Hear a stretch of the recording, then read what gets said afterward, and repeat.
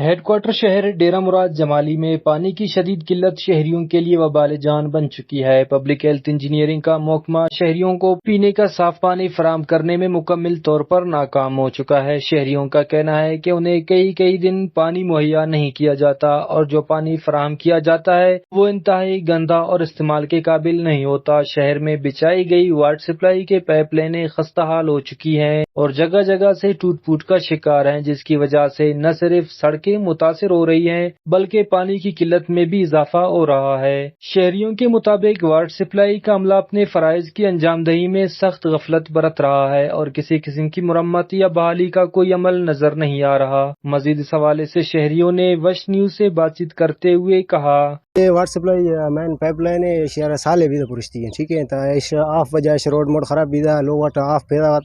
تو سال گوشتا ہے شہر خس نہ کوئی ملازم یافتہ نہ کوئی واٹر سپلائی اور خس یافتہ لائن سے داخل تو ماوادی مدد ود خود کالونی واروں آوار بھی تو پائپ بستے ہیں عارضی طور ربڑ وڑ بستو ماں پور دوشتا ہے، ٹھیک ہے، پر خس نہیں آختا ملازم یہ خس نہیں آختی ہے، ہمیشہ یہ روڈ حالیت باس خراب بھی دی ایک سی این پی ایچ ایر میں اپیل کرنا پائپ لائن بے سنبھالی ٹھائی دامار نتے میں روڈ موڈ نقصان مار باز دا شدی ہے۔ شہریوں نے حکومت Balochistan secretary public health engineering سے مطالبہ کیا ہے کہ سنگین مسئلے پر فوری ایکشن لے، خستہ حال پائپ لائنوں کی مرمت کروائی جائے اور صاف پانی کی بلا تعطل فراہمی کو یقینی بنایا جائے۔ کیمرہ مین معشوق رند کے ساتھ ریاض بلوچ، وش نیوز، نصیر آباد۔